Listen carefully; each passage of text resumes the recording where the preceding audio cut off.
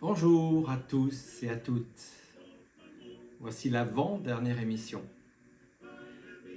Donc bien sûr, vous savez que ces textes, je peux vous les envoyer par mail si bien sûr ils vous ont plu et vous avez envie de les lire, de les avoir sous vos yeux pour mieux les ressentir, mieux vous concentrer. Vous savez, je vous avais déjà dit que nos pensées deviennent des choses. La Bible en parle, l'enseignement de Jésus est fait que de cela finalement. Et en fait, il faut se visualiser pour que les choses arrivent. Et il faut être confiant. Parce que quand on veut vraiment quelque chose, quand l'idée est juste, que le cœur a ciblé, le corps suit. Le corps suit. Il faut avoir confiance. C'est pas simple, je sais. Le diable est là pour vous dire ça sert à rien. Le diable est là pour vous dire prier, ça sert à rien. Le diable est là pour vous dire mais rien n'existe. D'ailleurs, c'était des philosophes grecs, je crois, qui avaient dit que le mieux était de ne pas être né. C'est une question qu'on peut se poser, bien sûr, évidemment. Mais si j'étais pas né, j'aurais pas connu tout l'amour de ma maman. J'aurais pas découvert toutes les œuvres musicales fantastiques. La 9e symphonie de Beethoven, mon Dieu. Oh, c'est incroyable. Comment on peut écrire quelque chose comme ça?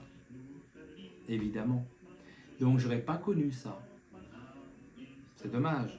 Alors bien sûr, on a plein d'ennuis. On a mal aux dents, on va chez le médecin, on a des maladies, on a des peines de cœur. Il y en a des embûches. Il y en a beaucoup. Il y en a beaucoup. Mais c'est peut-être ces embûches sont là pour qu'on grandisse, qu'on voit les choses avec un cœur plus ouvert et plus en hauteur et qu'on soit plus aimant, finalement. On vit tous les mêmes merdes, si je peux dire. Hein? Alors, je vais lire un texte de Nicolas Vukic, l'avant-dernier. Jeune homme, j'étais toujours méfiant du regard des autres. J'avais peur d'être critiqué, de ne pas être accepté. C'est un texte de Nicolas Vukic. J'appréhendais tellement ce qu'il pourrait penser de moi. Dans cette position d'infériorité, je sentais que, pour améliorer mes relations, je devais trouver un moyen de convaincre les autres. Alors, j'organisais des jeux, j'offrais des cadeaux, j'étais toujours disponible, puis j'ai rencontré le Seigneur. Quelle chance! J'ai choisi le chemin de la foi. J'ai commencé à prier et aller à la messe.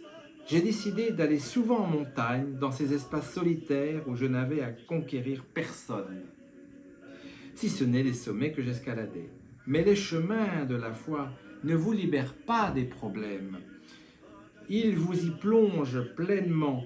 Ils vous confrontent aux difficultés que vous avez tenté d'éviter pendant des années.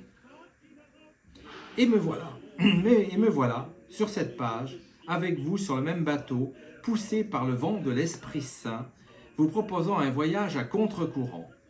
Mais je dois vous dire qu'à partir du moment où j'ai accepté les poussées de l'esprit, il m'a aussi donné la force d'affronter cette épreuve.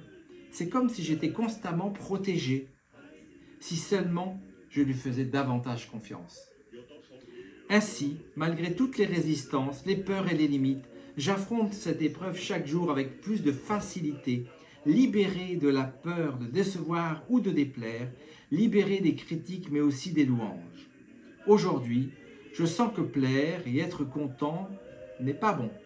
Je sens que le mieux est de tout faire avec le cœur. Quand on fait les choses par amour, pour le Seigneur, alors tout sentiment d'infériorité et de supériorité aussi disparaissent. La présence du Saint-Esprit renforce ma communion avec vous et la conviction que les relations entre les personnes ne devraient pas être axées sur la conquête et la recherche du consensus, mais sur le partage et le soutien mutuel. Notre chemin de foi est une merveille. Ayez confiance en l'Esprit Saint, il vous mènera là où vous avez toujours rêvé. À réécouter, bien sûr. À lire peut-être si vous le souhaitez.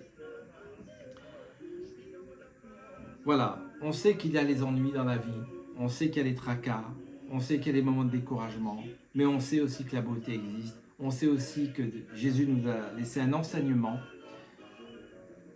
Alors, qu'est-ce qu'on fait? On fait rien ou on avance?